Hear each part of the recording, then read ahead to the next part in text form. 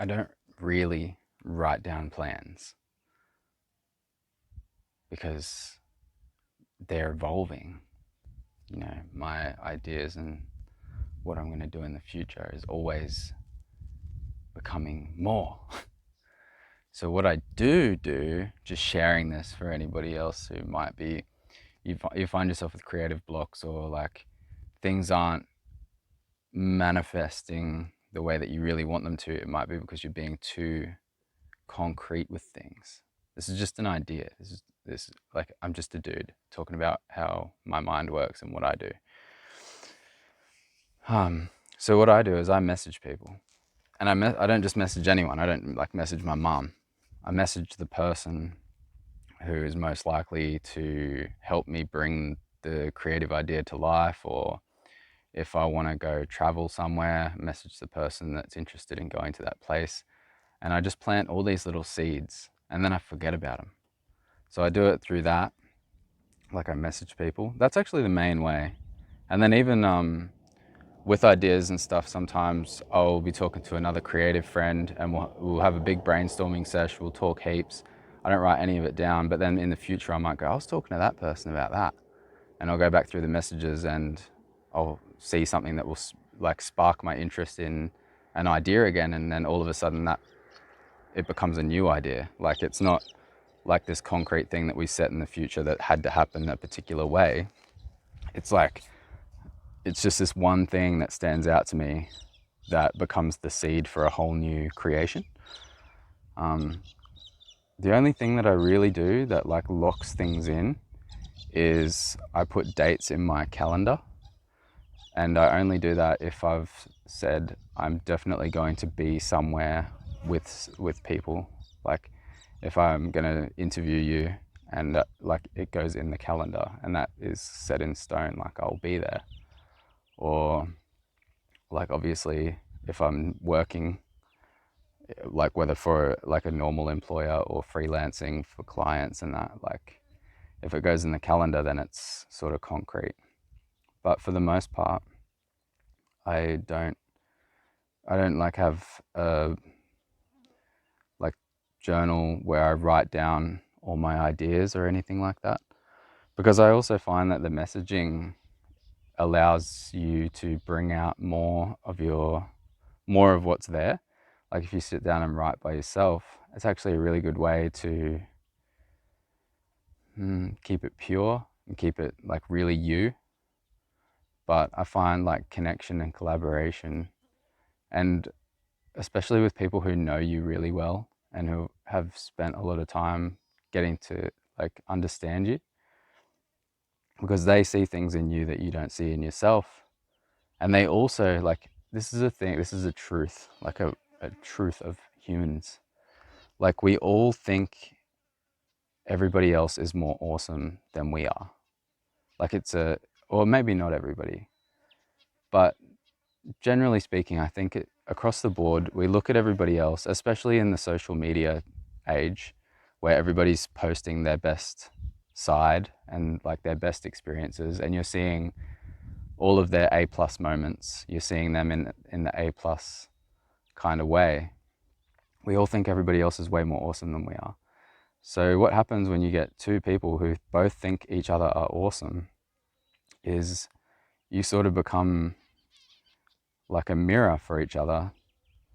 And I was going to say, like, it's one of those distortion mirrors that makes you seem really tall or really short or really fat, but it's not a distortion mirror. It's more like an anti-distortion mirror. It's like we help each other see how awesome we really are.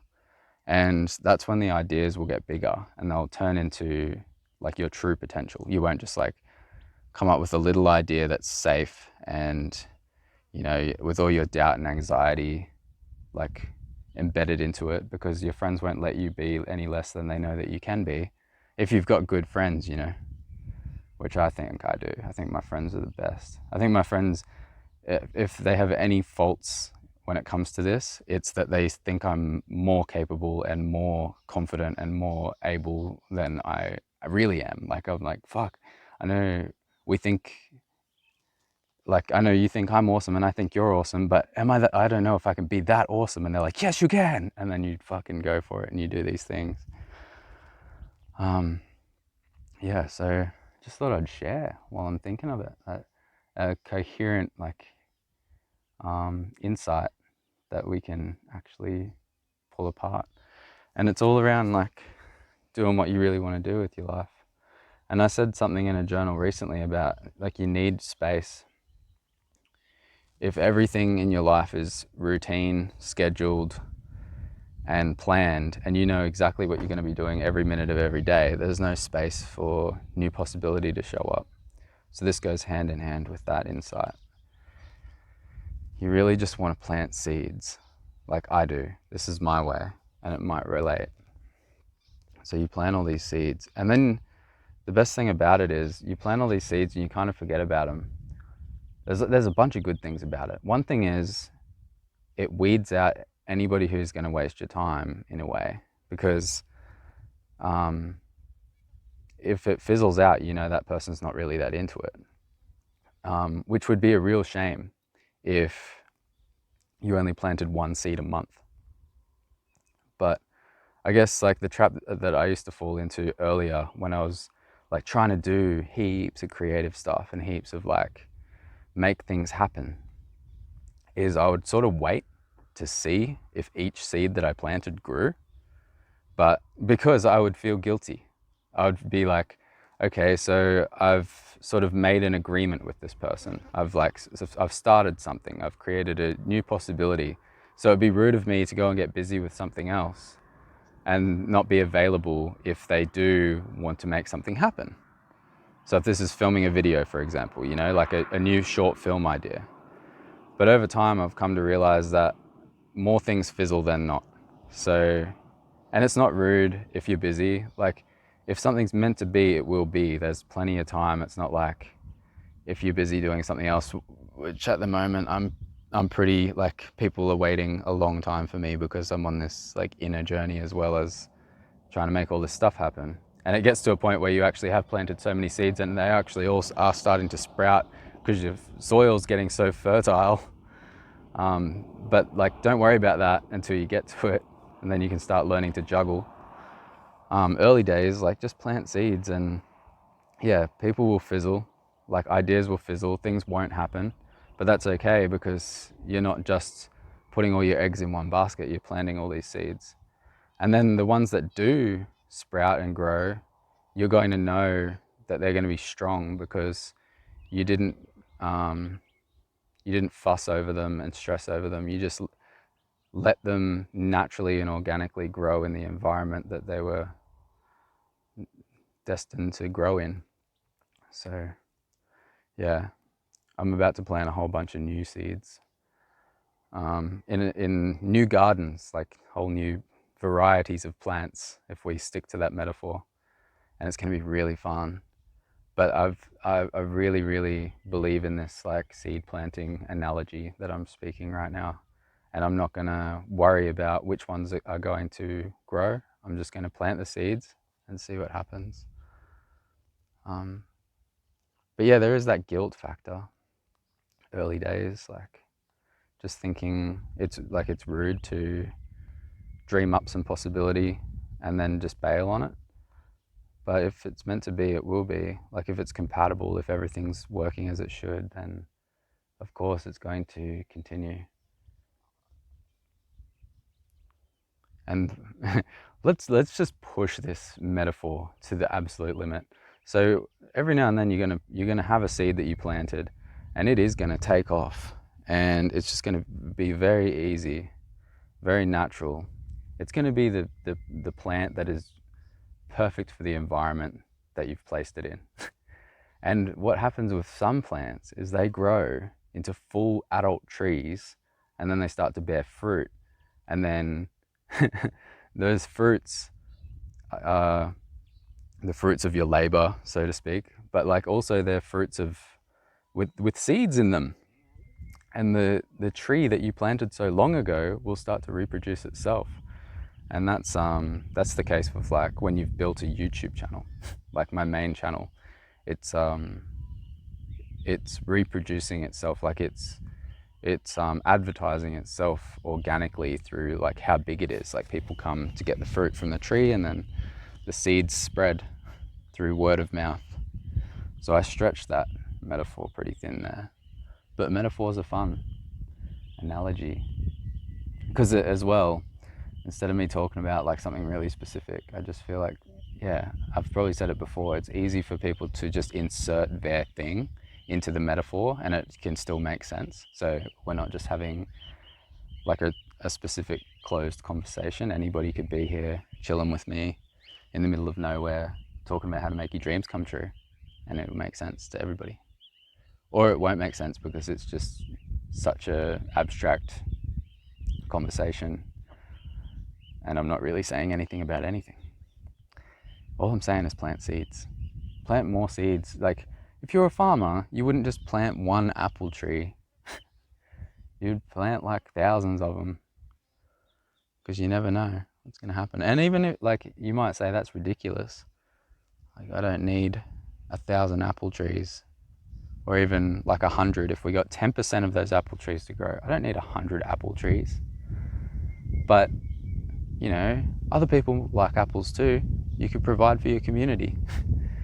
You know, that's getting into the whole limiting beliefs around money and success, and like money is evil and all that stuff. Like, it's only evil if you're evil. Like, when I have like all the resources to do everything that I want to do, I'm just going to be putting it all back into like communities and like my people, and just, yeah, making good things happen, helping other people start their garden, like start planting the seeds as well. Like, I can do that now through this, like I'm just telling you, I'm just talking about it, just trying to awaken something in you. But when I actually have a bit of capital and more time and energy to invest, like I could go spend some time with somebody who's like, who I see some potential in, and I can help them, yeah, like get those first few seeds in the ground and start to get some results. Because once you start to see any kind of results, it's like, it's inspiring. That's where motivation, real motivation that lasts, comes from. When you see your seed actually sprout from the earth and start to grow. Like, you know, when you make your first $1 on YouTube, like that's more motivating than like so many other things. Or like when you get your first like paid client as a creative, even if it's like $50 and you work all weekend, you know, that's motivating. That's a seed sprouting from the earth. And you might not get another client for 3 months, and then you might only get $100 for the next one. And you might end up doing even more work. But it's that plant, it's growing into a seedling, and it's more motivating than anything else. That's the whole, everything takes so much more time, energy, and effort than any of us could ever imagine. Like, even people who look like they just walk straight out the gate and start crushing it and get everything that they've ever wanted, I guarantee you that there's so much more time, effort, and energy going into those projects. And I know that because I've started to walk in these worlds and meet these people. That nobody is just getting shit handed to them like that. That's a limiting belief. Let that go. Some people are really talented, and like, you know, Will Smith, I have that same mindset as him. Like, talent you have naturally. Skill is only developed through hours and hours of beating on your craft. Like, that's what he says.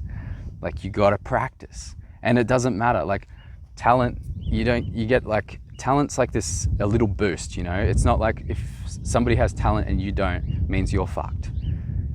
It just means that they've got, like, if it's a 42-kilometer marathon, they got a 100-meter head start. That's how it really is. Like, don't think of it as this thing where if somebody else is just naturally gifted at something or a little bit better at something than you are, means you can't do it. I was shit at speaking. I could not string a sentence together. It's actually one of the criticisms that I got heaps on one of my first videos that went really like viral. And it was like really frustrating because people were projecting all these things onto me about like why that might be the case, like why I was so scrambled in my head. But all it was like self-consciousness and doubt and fear and anxiety that was just blocking me from being able to string a sentence together. And I didn't have a script as well. Like, it's not like people thought like I was just really bad at making videos. But it's like I set myself the challenge to just practice speaking as much as possible, on camera, off camera, on the phone. Just talk, just learn to express yourself, to articulate your every idea in the present moment. Like, just let it flow through your consciousness out of your mouth hole and just make sense. That's the thing that I've chosen to master. You only need one thing. You don't need to like have this big, huge, complicated plan of like, I'm gonna do this, this, this, this, and this. You just pick a thing that you're gonna get good at. One of my first things was making videos, and I got pretty good at that, but it wasn't my thing. Communication is gonna be my thing, and using the spoken word to make good things happen in the world. I'm also gonna have other things, but this is the core. And once you master your core, you'll have more, you'll be able to contribute more through your skill, through the thing that you're amazing at. And then you'll receive more in return. And what you receive in return is like time, energy, resources, money, all that kind of thing comes. So you'll have opportunities and resources to exploit, to create what you want to create in other ways. So you focus on the thing that you want to be amazing at, and then you have like a few things that you would enjoy doing as well as that. And you like wrap all that up. This is how I'm doing it. And you wrap all that up, and that's who you are.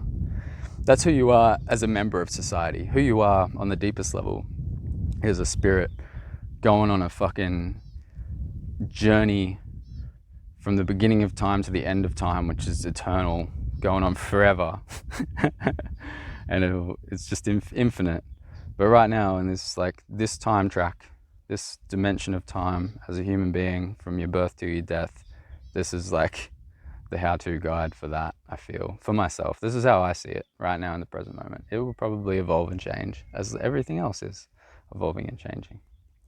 So if you enjoy this content at all, you can actually help me keep fuel in the car and ice in the esky by heading over to my Patreon page. There's always links in the description, but I never talk about it. That's because I just think like nobody really wants to hear you like asking for money. And also, that's pretty much it. But you can also just click the like button for me, leave your comments down below, subscribe if you haven't already. All of those things really do help. And I just need to continue to remind people that there are ways to support, even if it is something as simple as just clicking a like button. So cheers for coming on the journey, and I'll see you shortly.